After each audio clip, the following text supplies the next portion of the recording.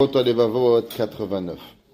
Avant qu'on commence, je vais vous partager une histoire qui m'a fait trembler. Mash, Ayom Benora. Il y avait un jeune homme qui a fait Teshuvah il y a 1 an et demi de ça. Il n'était pas du tout religieux. Et dans Chodesh Elul, il avait rencontré un Rav. Et Baruch Hashem, Hasde Hashem Itbarach. Et mois de Elul, il va au Slichot. Il fait la tefila, il imite horaire, il fait tchouva, il fait Shabbat.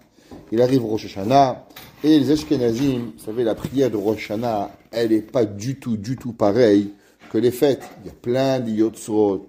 C'est une longue tefila. Le premier jour, c'est le shacharit, il est court, et le moussaf, il est long.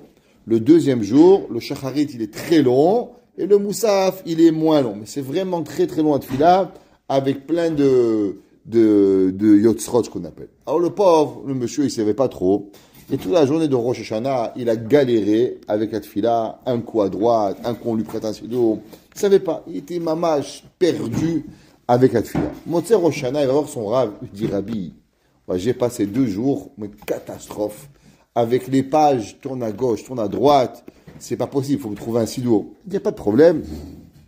Il va à tel magasin, et là-bas, tu vas acheter un set de marzorim.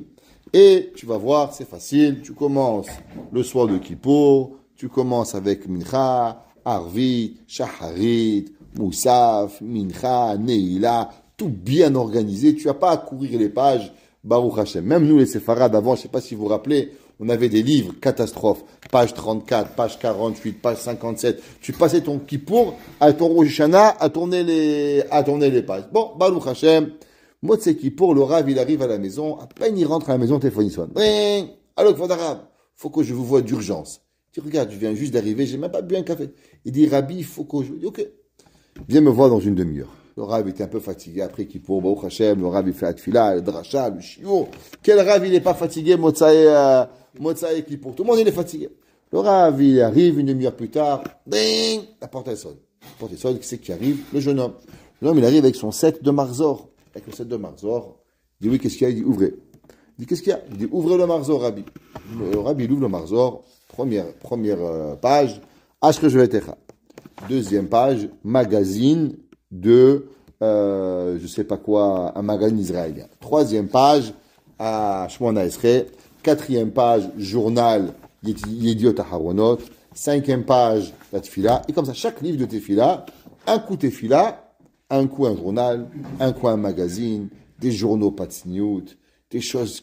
Le gars, il dit, Rabbi, regardez qu'est-ce qui m'est arrivé. Alors il dit, waouh, vous pouvez vous faire rembourser. Il dit, moi je ne vous ai pas demandé de me faire rembourser ou pas. Moi je voudrais savoir pourquoi ça m'est arrivé. Il dit, bon, viens demain, on va aller voir le vendeur. Il va voir le vendeur il devient blanc. Il voit ça, il dit, mais nous on est des Sifrei Kodesh, nous on vend que des choses Kadosh. Comment ça a pu arriver ça? Il vient avec moi, on va voir l'imprimerie. Il va voir l'imprimerie, et l'imprimeur, il dit, regardez, tout de suite, il lui donne un nouveau set, Mechila, il lui donne, il n'y a pas de problème. Il dit, vous savez, ici, dans cette imprimerie, on imprime plein de choses. On imprime des journaux, on imprime des magazines, des livres d'histoire. Et Mistama, que ça s'est embrouillé, ça a fait ça, je suis vraiment désolé. Alors, le monsieur, il a demandé au Rav, Rabbi, pourquoi moi? Pourquoi ça m'est arrivé à moi? Pourquoi moi, tout le monde a un sidour, il est bien. Moi, mon sidour, catastrophe. Alors, il dit, je sais pas. Il dit, Rabbi, j'arrive pas. J'ai besoin d'avoir une réponse. Pourquoi Akadosh Baruch Hu, il m'a donné ça? Alors, il lui dit, aller voir un Rav. Le Rav, il a dit qu'il n'a pas dit le Rav qui lui a dit ou qu'elle est, parce que le Rav, il veut pas qu'on sache qui il est. Le Rav, à peine il arrive, le Rav, il le regarde, et il dit, je vois que tu as un ish émet. Il dit, émet. C'est vrai. Moi, je fais les choses émet. Je sais pas de faire les choses pour personne. J'essaie de faire les choses, Emet la amito shel davar. Je fais la chose avec le Emet. Il lui dit, est-ce que le matin, quand tu te lèves, dès que tu fais Modéani, tu ouvres le WhatsApp? Il a dit oui. Il dit, moi la vérité. Est-ce que quand une fois dans tes filles-là, tu regardes ton WhatsApp? Il a dit oui, Rabbi. Des fois, j'envoie un message à mon copain, des fois ma mère, et il lui a dit, et des fois, il y a une petite publicité qui rentre. Il a dit oui. Il dit, regarde Akadosh Baruch Hu, il a voulu te dire à quoi elle ressemble ta prière. Modéani, magazine. Shema Israël, journal de Montréal. Et là, il dit voilà, Ça, c'est la tefila qu'elle ressemble aujourd'hui aux gens. Il lui a dit, aujourd'hui, les gens, c'est devenu normal. Ils sont en train de prier, envoie un message à celui-là, envoie un message à celui-ci. Il dit, qu'est-ce que c'est ce genre de tefila? C'est la tefila qu'on veut donner à Kadosh Baruch Hu. Un coup, on regarde une publicité, un coup, on envoie. Il dit, il y a 10 ans de ça, qui c'était le rachat qui serait rentré dans une synagogue avec un journal? Il dit, aujourd'hui, tu vois le gars, il est en train de scroll, en train de laisser passer le journal, il regarde les nouvelles, qu'est-ce qui s'est passé dans la bête à Knesset, avec les téfilines. Il dit, qu'est-ce qui est arrivé? Rabotai, on est en Shovavim. C'est le Hazek Aleinu, de ne pas prendre le téléphone pendant qu'on prie, essayer de faire, de mettre de côté. On veut que notre tefila, elle puisse ressembler à une vraie prière et que ça ne ressemble pas à un coup de tefila, un coup de publicité, un coup de journal, un coup de photo patsniout. Dieu préserve, on sait même si c'est pas Soumet, des fois, ta femme t'envoie une photo de ci, de là, fais même pas attention de ce qui peut arriver. Hasve Shalom, on doit faire excessivement attention. Venez, on prend sur nous que pendant tes filas, ni on prie avec le téléphone, ni on prend le téléphone sur nous, on le met quelque part. Venez, on les met nassés, on essaye d'essayer d'avoir au moins une tefila. Et que je beaucoup soit shomé à tefilatenu, béhémet, pour arriver de la façon qu'on doit avoir. Alors, Perek Bet maintenant. Olam, Hatzorer, Sheit Horerut, Aede HaTorah. Comment l'homme, il se réveille à Kadosh Baruch Hu? L'homme, il peut se réveiller seulement à travers la Tefila, la Torah. Le Ramchal, il dit que c'est marqué, Barati lo Yetzerara, Barati lo Torah Tevanin. J'ai créé le Yetzerara, j'ai créé la Torah comme médicament contre le Yetzerara. Il dit le Ramchal qu'il faut savoir qu'il n'y a rien d'autre comme médicament à part la Torah. Tu peux tout essayer. Ça va pas marcher. Les gens, ils essayent. Pour casser le Yetzerara, il y a une seule chose. Torah. Comment l'homme, il se réveille avec Kadosh Baruch Hu, seulement à aider Torah. Torah, c'est ça qui est meorer, lev Adam. Amushrash basechel. Ouais, nosaf, lait orerut, à aider à sechel. Sur ça, on rajoute le réveil que l'homme, il a quand il étudie la Torah. Alors, il devient raffiné. Comment avancer? Comment faire? Comment comprendre les choses? Il dit, on avait déjà vu ça, vous vous rappelez, dans Chovot HaLevavot, dans le premier, dans la pticha du Chovot HaLevavot, il avait dit que Behemet, les midot de la personne, elles sont dans l'homme, seulement l'homme, il doit aller les chercher. L'homme, de la même façon que l'homme, manger, boire, dormir, c'est des choses normales de la vie. Pareil dans la Neshama, il y a des midot qui sont tiviriot, qui sont naturels. Seulement l'homme, à travers le manger, le boire et le dormir, il endort ses aptitudes de pouvoir se réveiller pour Akadosh Baruch Hu. Nechlash aede shlosha gormim. Et pourquoi tout cela, il s'endort? Il y a 3 choses qui font que Behemet, l'homme, il va pas être mitoré à Akadosh Baruch Hu. Achad gormim hu ma she'adam nivra minefesh vegouf. On sait que l'homme, il a 2 extrémités et 2 opposants. L'opposant numéro 1, c'est le corps par rapport à la Neshama. La Neshama, elle est kula ruchanit, elle ne veut que étudier, que prier, que mikarev la kadosh baruch Hu. Mais l'opposé, qu'est-ce qu'elle a? Elle a un corps qui veut dormir, qui veut manger, qui va aller aux toilettes, qui veut kiffer, qui veut s'amuser, qui veut voir des vacances. Et ce pôle et ces 2 pôles qui sont à l'opposé, l'un avec l'autre, Ashonim zemizé, ou mitgabrim betivam zealze. Et toute la journée, qu'est-ce qu'ils font? Eh ben, il se passe que tous les opposés, le corps, il est mitgaber sur le nefesh. Allez, mange, allez, bois, allez, amuse-toi, allez. Et la guerre, du matin au soir, qu'est-ce qu'il y a? Il y a une guerre entre Gouf ou Nchama. Qu'est-ce que tu veux étudier ou pas? Regarde, il arrive l'heure de Mincha. Allez, mon fils, fais Mincha. Attends, 5 minutes. Encore un dernier rappel, et tu fais Mincha. Bon, en été, c'est pas grave de faire Mincha, tu sais, mais en hiver, tu fais pas Mincha Kavua à l'heure, il te passe, c'est fini. Il est l'heure de Mincha à 1h. T'as raté Mincha, qu'est-ce qui se passe? Tu tournes la tête, tout bon, on est au collège, c'est plus facile. Mais les gens qui travaillent à Paris, des business, s'ils ratent le Mincha, un appel, trac, c'est fini. T'as raté Mincha, tia, shahari déjà, Mincha, m'arrive. Ouais. Va borid barach, idbia benefesh adam, midot de kochot. Et Akadosh Baruch Hu, il a mis dans le nefesh de l'homme des forces incroyables. Shal yadam, Umishtokek et Dvarim. Et avec eux, il a la volonté de se rapprocher d'Akadosh Baruch Hu. Ouais. Sha'ergel ba'em efateach et gufo. Umamritz oto la'asok b'yishuv ha'olam hazeh. Et on sait que la personne, Akadosh Baruch Hu, il a créé ses forces pour que l'homme, il arrive, be'emet, à pouvoir faire. Exemple. Un homme, il a envie de maison. Un homme, il a envie de la sécurité. Un homme, il a envie d'être beau. Des kochot nafiot, goufaniot.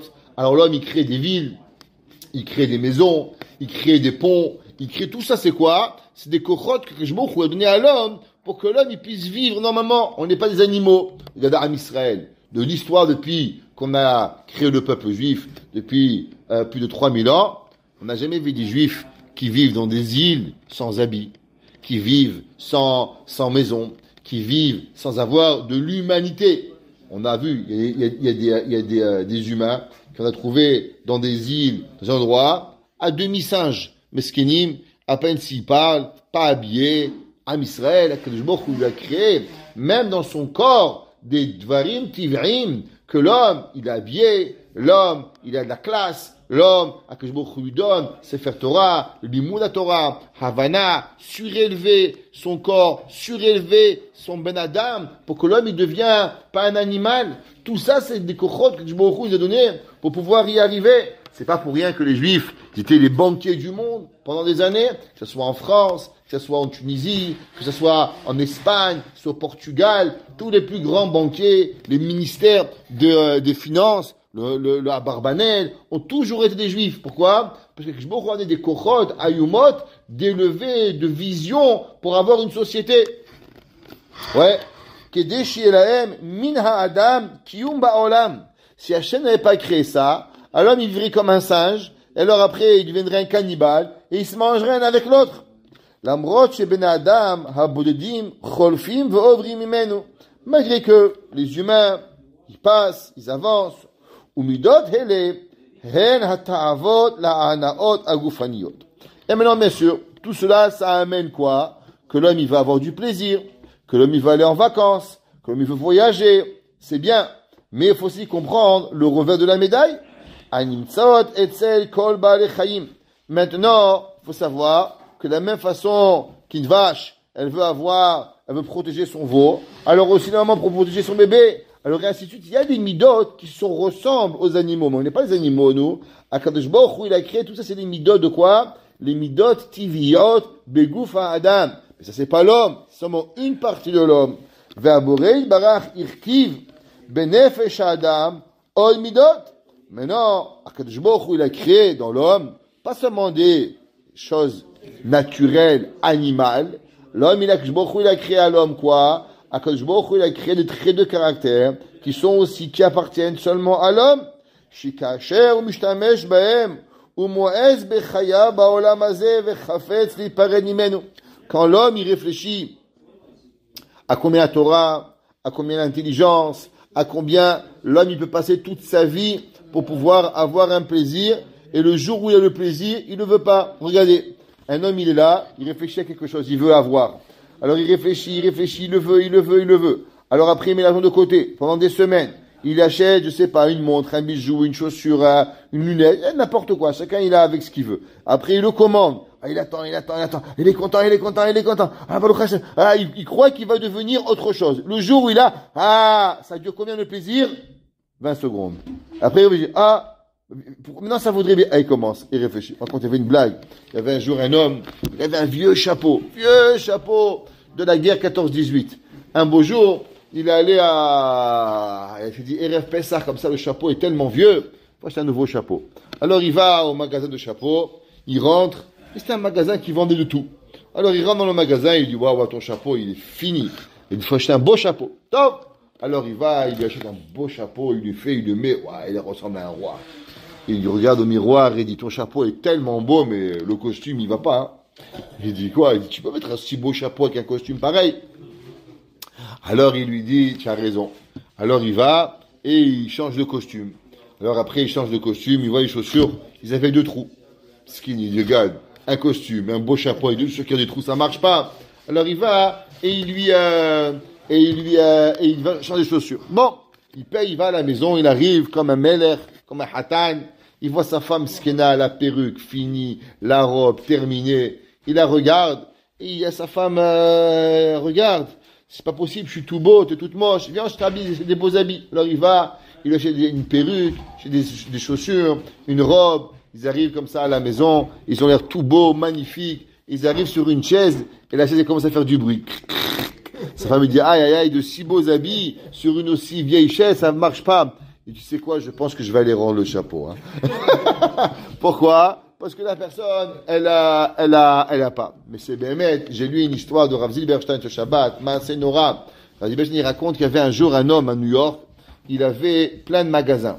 Et dans tous ces magasins, il avait 2 contrats. Un contrat, bien sûr, qui était par rapport au magasin, et que ce que tu avais, et un autre contrat qui l'interdisait à toutes les personnes de louer l'espace à un juif.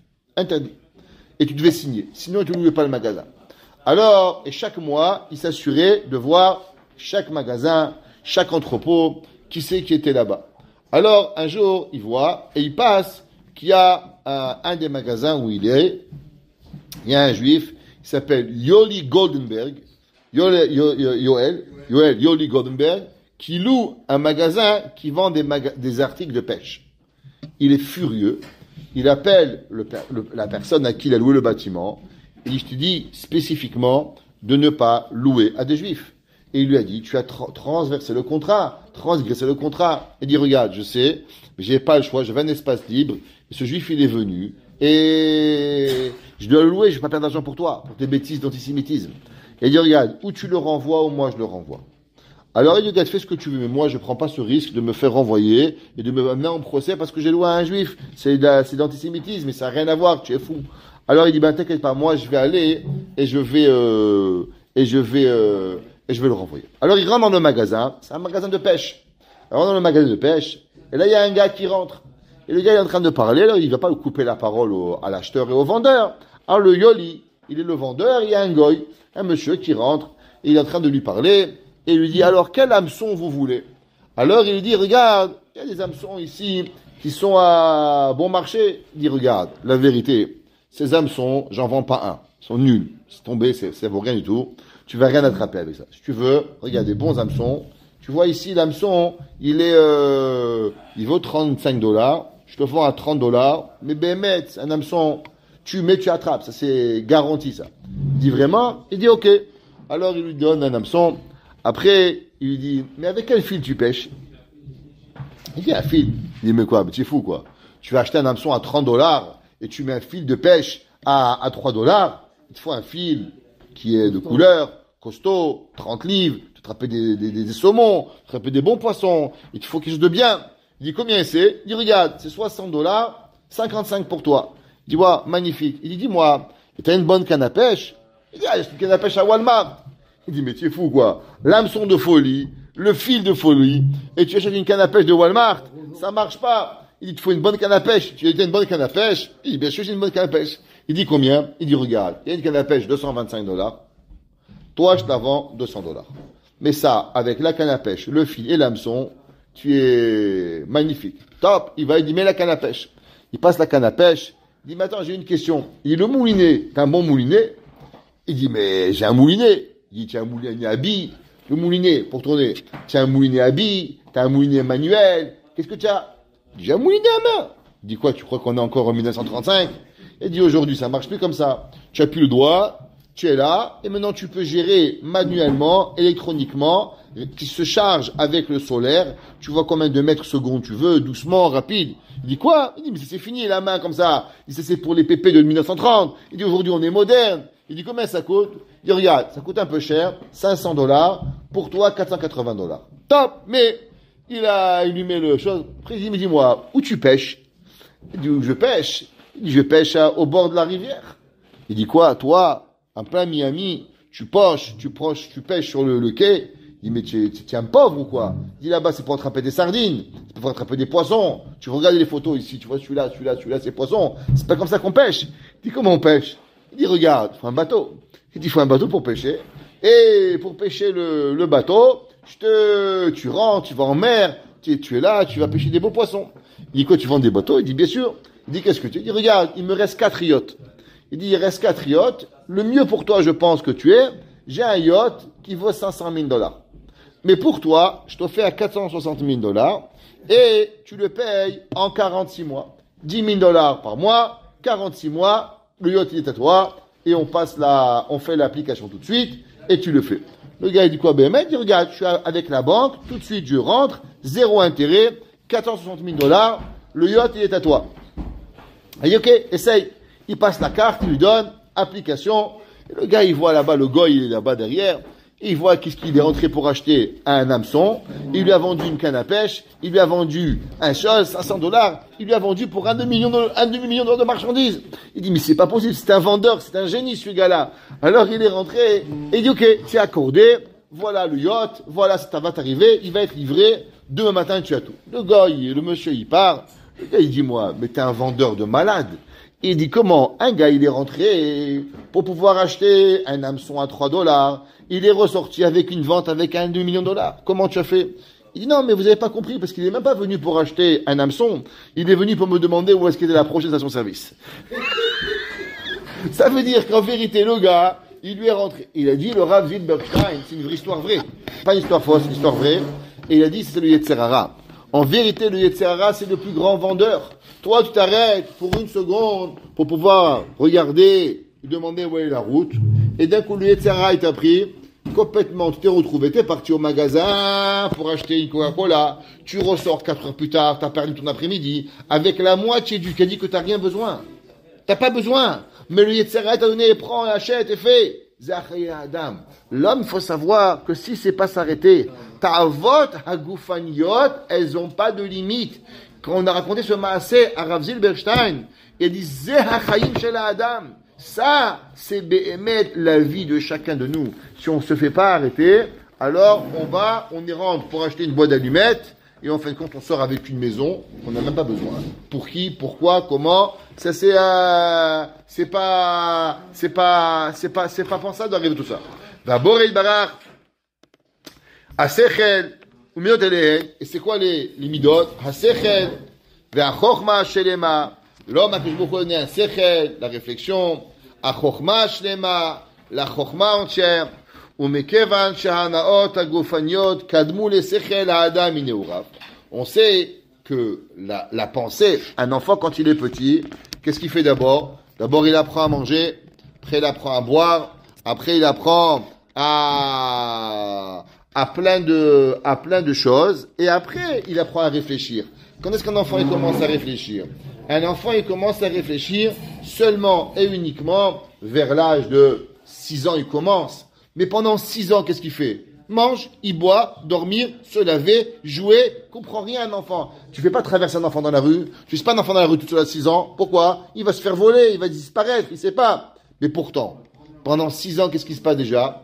Toutes les natures du corps, elles sont mouchrachim ba'adam. La faim, l'envie, le manger, l'égoïsme, tout ça, ça rentre dans l'homme doucement, doucement.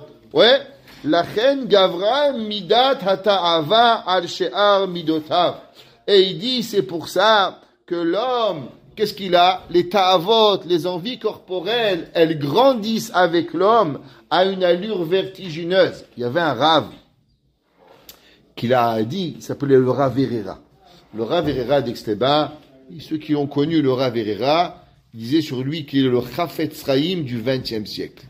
Tellement, il y a Niftar Blainara était plus de centenaire, 105, 110 ans, Ish Kodesh Kodashim, d'une sainteté incroyable. Et le Rav Herrera, il disait que si les parents, quand ils éduquent leurs enfants, ils savent pas faire attention aux midot, même normales de l'enfant, alors il y a des conséquences terribles. Il disait par exemple, il y a des parents, dès que l'enfant il pleure, tout de suite, à manger, à boire, ils font pas attendre un enfant. Ils savent pas apprendre la patience à l'enfant. Il disait à un enfant que les parents ne savent pas lui apprendre la patience, il pourra pas être shomer taharat amishpacha. Il dit pourquoi? Parce que taharat amishpacha c'est la patience. C'est quoi? La madame elle est tmea, elle est nida, le monsieur il doit attendre 2 semaines. Mais si on ne lui apprend pas quand il est petit à avoir quelques secondes de patience, comment tu veux qu'il va avoir la patience plus tard? Le Rav Shimshon Raphaël Hirsch, dans Sefer Avnei HaChinuch, il dit là-bas qu'il y avait une maman, elle a demandé à partir de quand et jusqu'à quand le chinour de l'enfant, il est majoritairement installé dans l'enfant. Et le Rav Shimshon Raphaël Hirsch, il dit de 0 à 2 ans. De 0 à 2 ans, la majorité de l'éducation des midotes de l'enfant, elles sont établies. Après de 2 ans à 5 ans, et après c'est fini, on peut pratiquement plus rien faire. Le Rav Tversky, lui dit qu'à l'âge de 19 ans, 99% des midotes de l'homme, elles sont scellées et elles peuvent plus être changées à l'âge de 19 ans. Ça veut dire que l'homme, il croit qu'au quoi? Il va se marier avec quelqu'un, ou une femme va se marier avec une quelqu'une, et qu'est-ce qui va y arriver? Il va changer quelque chose. Tu peux rien changer. Si tu n'as pas changé de 0 à 19 ans, quasiment impossible de changer de 19 ans à la fin de ta vie. Ça veut dire que tu apprends en 19 ans 90% de ce que tu vas avoir besoin jusqu'à la fin de ta vie.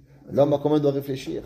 Midot à goufaniot à Adam. Si l'homme, il laisse son gouffre se surmonter sa neshama, l'homme skinny est terminé, il ne peut pas arriver. Hazak. Ad shegavra ala sechel asher le ma'ano notzar ha'adam. Et il dit, l'homme, il n'a pas été créé pour manger et boire les tiviot, les midot tiviot, les midot qui sont les traits de caractère corporel. On n'est pas un cheval, je suis pas une souris, je suis pas un canard. Alors pourquoi Kadosh Baruch Hu, il m'a donné ça? Et l'homme, il oublie qu'il a été créé pour un nefesh. Et l'homme, il se perd dans les midot, les traits de caractère qui sont corporels. Et l'homme, il peut se perdre totalement sans faire attention et oublier même pourquoi il a été créé, et il va perdre ses forces qui sont extraordinaires. L'homme, il peut perdre sa force, il peut perdre son tachet achayim. Avec quoi? Avec à manger, à boire et à dormir. C'est pour ça que l'homme, il n'est pas capable de gérer tout seul. Il a besoin d'aide extérieure. C'est pour ça que l'homme, il ne peut pas tout seul combattre tous ces traits de caractère. Shei hata'ava, quelles sont les envies, les hanot abamiot, qui ressemblent au profit animal. Ou kedei la chayot ou le rirayada, et midot sichlo ameshubachot. Et il a besoin de réveiller chez lui des pensées, des forces pour pouvoir arriver au droit chemin. Alors comment il arrive? C'est comme un homme. Un homme, il est en train de mourir. Tu peux pas le réveiller. Qu'est-ce que tu as besoin? Tu as besoin d'un défibrillateur. Tu le choques, bam! Et le défibrillateur, il va le réveiller. Il dit pareil, l'homme, il mange, l'homme, il boit, l'homme, il dort, l'homme, il est ta'avot, une après l'autre, il est midrabé, betava, jusqu'à que Béhémet, à l'intérieur de lui, il s'éteint. Hachem lui a donné des kochot, mais il n'arrive plus à pouvoir y arriver. Qu'est-ce qu'il a besoin? Il a besoin d'un choc extérieur. C'est quoi ce choc? Ce choc pour réveiller les forces qu'il a dans lui. Un cœur qui est malade, tu peux faire 50 fois la défibrillation, ça marche pas. Qu'est-ce que tu as besoin? C'est quoi la défibrillation? C'est quand tu redonnes au cœur l'énergie qu'il a dans lui. Mais tu n'es pas en train de lui inventer un cœur. C'est pas une transplantation de cœur. C'est pas possible cela. Alors, pareil, il dit, l'homme, quand il a cet avot goufaniot, ses besoins corporels, il éteint ses kochot nafshiot. Il éteint ses forces spirituelles. Et qu'est-ce qui va réveiller les kochot spirituels par rapport aux kochot du corps? C'est la Torah. La Torah, elle est me'oreret ha'adam. La Torah, elle va donner à la personne un réveil pour pouvoir arriver. Asher boraha ha'el ibruav. C'est quoi la Torah? La Torah, ça n'a pas été écrit par un petit rabbin dans une grotte. La Torah, c'est un Akadosh Baruch Hu, Boré Olam, Asher bacharbanu mikol ha'amim. Tanlanu et la Torah. On doit se rappeler que la Torah, c'est Hashem Baruch Ata Hashem, noten la Torah. C'est Hashem qui donne la Torah. C'est Hashem qui nous l'a donné, qui est Morerotanu. Aïdé shmuchav ou neviav alem shalom. Donc bien sûr, c'est passé avec Moshe, avec les Nevi'im, Hachamim, Mishnah, Gemara, Halacham, et Derech Harot. Et ça, c'est ce que l'homme, il doit savoir. Pourquoi on a besoin de la Torah? Parce que la Torah, elle vient de l'extérieur pour nous rappeler. On a besoin du Moussa, que si là il n'étudie pas le Moussar, alors malheureusement, il s'endort sans même s'en rendre compte que Baruch Hana Leolam. Amen ve Amen.